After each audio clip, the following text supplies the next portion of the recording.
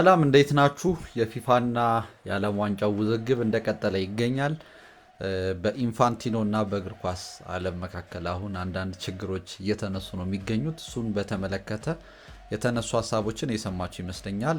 ኢንፋንቲኖን ለማስቆም ምን መደረግ አለበት የሚል ማለትም የዓለም ዋንጫውን የንግድ እንትን ስቴክ ለመሸጥ ለኢንቨስተሮች የሚደረግ ጥረት እንዳለ አሁን ተሰምቷል በቅርብ ጊዜና ይህ ነገር ጥሩ አይደለም።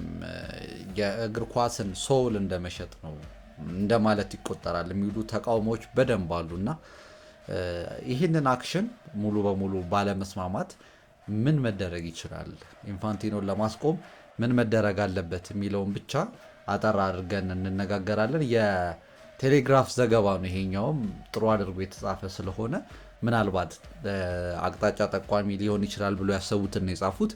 እሱን እስቲ አጠር አድርጌ ልንገራችሁ ብዬ ነው። ላይክ፣ ሼር፣ ሰብስክራይብ እናድርግ። ምንድነው የመጀመሪያውና ዋነኛው እቅዳቸው?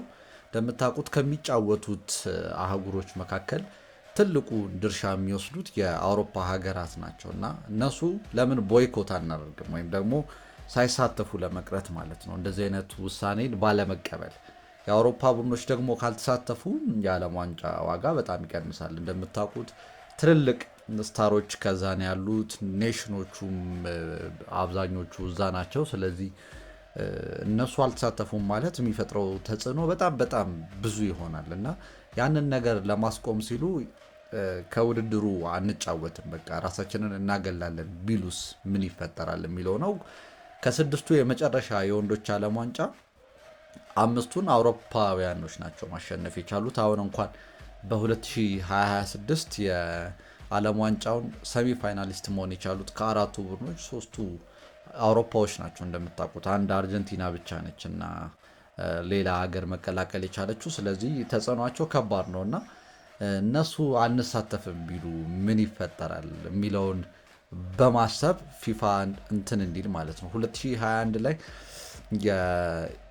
እንደዚህ አይነት ሀሳብ አቅርበው ነበር እና አሌክሳንደር ሴፈሪ ፊፋ በየ2 ዓመቱ ለማድረግ የሚያስብ ከሆነ እኛ ብቻ ሳንሆን ሌሎቹም ከዚህ እንትን ራሳቸውን እንደማግለል ለማሰብ ላይ እንደሚሉ እንደሚያተኩሩ ነገር እንትን ሲሉ ያንን ሀሳብ ጭራሹንም ፕሮፖዛሉንም እኛ አላሰብነውም በሚል እንደተስተባበለ ይነገራል እና ይሄኛውን ሀሳብ ለመተግበር እንግዲህ ሊያስችል ይችላል። ይህንን ሁሉ የአውሮፓ ኔሽን የሚያጡ ከሆነ ያው ውድድሩ በጣም ኮምፒቲቲቭ መሆኑ ይቀንሳል፣ የተመልካች ቁጥር ያንሳል ምናምና እሳቸው ላይ ያሰቡትን የንግድ ሂደት በእጅጉ ስለሚጎዳው እንዲያጤኑት ሊያደርግ ይችላል የሚል ነው። ነገር ግን ይህንን ለማድረግ 50 ምናምን የአውሮፓ ሀገሮች ይኖራሉ። ስለዚህ እነሱን ለማስማማት ስራ ይፈልጋል። ሁሉም ባንዴ ይስማማል ማለትም አይደለም። እንደውም በቅርብ የቼክ ሪፐብሊኩ ፕሬዚደንት የእግር ኳሱ ማለት ነው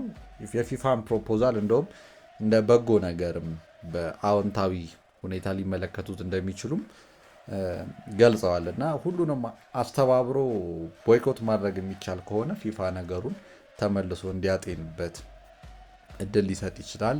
ነገሩንም መቀልበስ ላይ እንዲያተኮር ሊያደርግ ይችላል። የአሁኖቹ የወንዶችና የሴቶችም የዓለም ሻምፒዮን ስፔን ነው ምክንያት እንደምታውቁትና የነዚህ ሀገራት እዚህ ውድድር ላይ አለመሳተፍ በተለይ ዩኤፋ ይህንን ነገር የሚያደርግ ከሆነ በእጅጉ ይጎዳበታል ውድድሩን እና ይህንን ቆም ብለው እንዲያስቡ እድል ሊሰጥ ይችላል የሚል ነው አንደኛው ከአርቲክል ውስጥ የተነሳው ሀሳብ። ሁለተኛው በ2027 ምርጫ ይኖራል። ኢንፋንቲኖን ማሸነፋውን ከባድ ነው።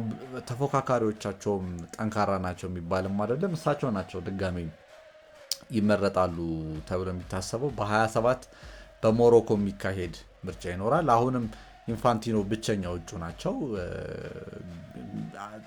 ይሄኛው ግን አሁን ያነሱት ሀሳብ በጣም የእግር ኳስን ዓለም ያነቃነቀ ስለሆነ አዳዲስ ተፎካካሪዎቹን ወደ መድረክ ሊጋብዝ ይችላል። በቃ እንደ ድሮ እሳቸውን ብቻ ወደፊት የሚወስድ ላይሆን ይችላል። ሌሎቹን ኦርጋናይዝድ ሆኖ መቅረብ የሚችሉ ከሆነ ኢንፋንቲኖን ራሱ በምርጫው ለመጣል ማለት ነው። ኢንፋንቲኖም ድጋሜ ለመመረጥ እንደሚፈልጉም አስታውቋል። በዚህ 10 ዓመት ውስጥ እግር ኳስን ፊፋን ወደ እግር ኳስንም ደግሞ ወደ ፊፋ እንደመለሱ አይነት ስሜት እንደሚሰማቸውም ጭምር እና ብዙ ተፎካካሪዎች አሏቸው ተብሎ አይታሰብም። ግን ከዚህኛው ጉዳይ በኋላ ሌሎችንም ተፎካካሪዎች ወደ መድረክ የሚያመጣ ሊሆን ይችላል የሚል ማለት ነው። ይሄ ነው እንግዲህ ሀሳባቸው። ግን ተፎካካሪዎቹ እንደው በስም የምናውቃቸውም አይደሉም አብዛኞቹ። ነገር ግን ቪክቶር ሞንታግሊያኒ ምናምን የኮንካፍ ፕሬዚዳንት እንግዲህ መረጡ አይመረጡ ባይታወቅም፣ ግን ኮንቴንደር ተወዳዳሪ እጩ ሊሆኑ ይችላሉ። ናስር አልካይላፊ የፒኤስጂ ፕሬዚዳንት፣ እነዚህ አሉ ብቻ የጠቀሷቸው። ግን እነዚህ አሁን እሳቸውን የመርታት ነገራቸው ምን ያክልስ ይሆናል የሚለው ነው አጠያቂ የሚሆነው። ግን ከዚህኛው ሁነት በኋላ እንትን ሊሏቸው ይችላሉ፣ ሊያስቸግሯቸው ይችላሉ እና እሳቸውን በዚህ መልኩ በማስቆም እግር ኳስን ለመታደግ ማሰብም ሌላኛው አማራጭ እንደሆነ ነው የሚታሰበው። እግር ኳስ ያው በፖለቲካ ሂደት ውስጥ መጓዝ የለበትም። በተለይ ባለፈው የዓለም ዋንጫውን ጉዳይ በተመለከተ የባሉጉን የሚባለውን ተጫዋች ቅጣት ካስነሱ በኋላ በትራምፕ ኮመንት ምክንያት ብዙ ሰው ደስተኛ አይደለም። ለምንድን ነው ፊፋ እንደዚህ ገለልተኛ ተቋም ሆኖ ነው መስራት ያለበት እንጂ ሌሎች እየገቡ ጣልቃ እየገቡ እንደዚህ አይነት ስራዎችን ማድረግ የለባቸውም የሚል ነው። ትክክለኛ ሀሳብ ነው። ነገር ግን እግር ኳስና ፖለቲካ ሙሉ በሙሉ ይለያያል ብሎ ማሰብም እንደው የሚቻል ነው ማለት እንትን ይላል፣ ይከብዳል። አንዳንድ ውሳኔዎች ያስገርሟቸዋል። መሆን ያለበት ኢንዲፔንደንት ነው። ነገር ግን አንዳንድ ነገሮች ብቻ በዚህም አለበዛ ዳይሬክትሊም ኢንዳይሬክትሊም የመገናኘት ነገር ይኖራቸዋል እና ይህንን በመጠላት ነው ከትራምፕም ጋር ያላቸውን ግንኙነት ምናምን ካለመውደድ የሚመጣ ችግርም ስለሆነ ማለት ነው አንደኛው ተቃውሞ ኢንፋንቲኖ ላይ የሚነሳው። ስለዚህ በዚህ መልኩ ጫና ለማሳደር ይሞክራሉ። የፖለቲካም ጫና አለው። ከእግር ኳስ በላይ ወደ ፖለቲካነት ተሸጋግሯል። የአሜሪካ ኮንግረስ አባል የሆኑት ጄሚ ራስኪን ኢንፋንቲኖ ከዶናልድ ትራምፕ ጋር ያደረገውን ግንኙነት ሁሉ እንዲያሳዩ ጠይቀዋል። ግን ያላቸው ድርሻ በጣም ትንሽ ስለሆነ ይህንን ነገር ወደፊት ማራመድ ይችላሉ አይችሉም ሌላ ጥያቄ ነው እና በብዙ መልኩ ፕሬሸር እየበዛባቸው ነው። ስለዚህ